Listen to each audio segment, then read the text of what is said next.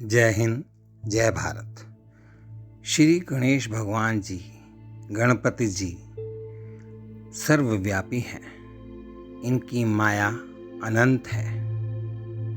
भगवान ने हमें एक मुंह और दो कान इसलिए दिए हैं कि हम कम बोलें और ज़्यादा सुनें। भारतीय दर्शन और हमारे पूर्वजों के नुस्खों में सुनने को महत्व दिया गया है।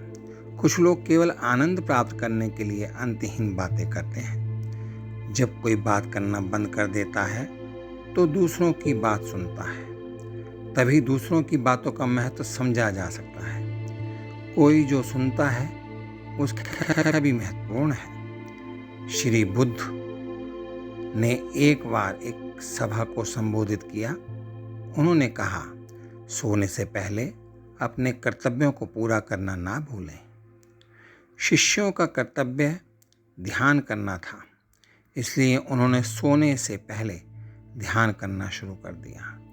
एक चोर ने भी बुद्ध भगवान का उपदेश सुना। वह एक पेशेवर चोर था। उसने स्वयं से पूछा, मेरा कर्तव्य क्या है?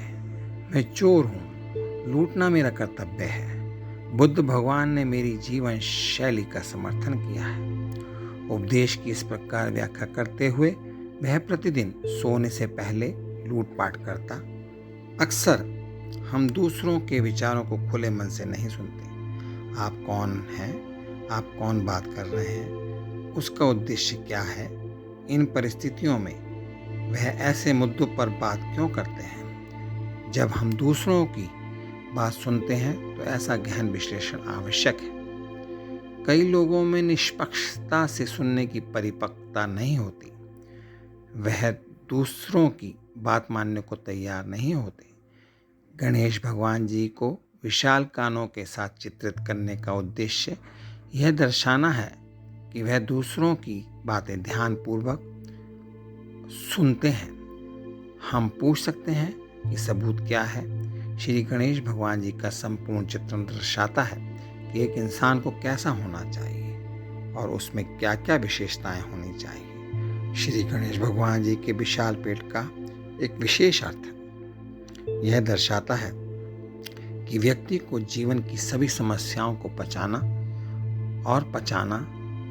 सीखना चाहिए और उन पर काबू पाना चाहिए। उनकी सूंड हमें बताती है कि व्यक्ति को कौशल विकसित करना चाहिए। यह बड़ा अंग जमीन से एक छोटी सुई को उठाने और एक ऊंचे पेड़ को भी उखाड़ने में सक्षम है।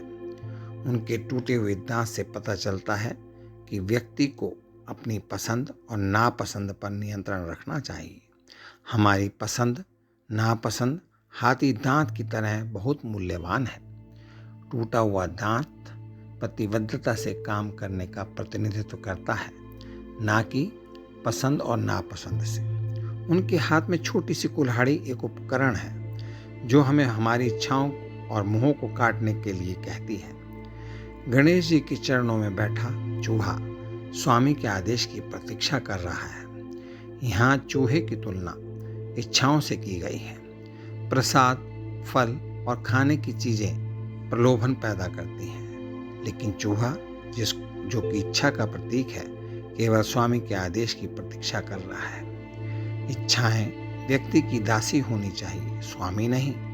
हम श्री गणेश भगवान जी की आकृति और उसके अंतर्निहित अर्थों की व्याख्या करना जारी रख सकते हैं, लेकिन आइए सुनिश्चित करें कि ये सभी अवधारणाएं एक कान से प्रवेश ना करें और सीधे दूसरे से बाहर निकल जाएं।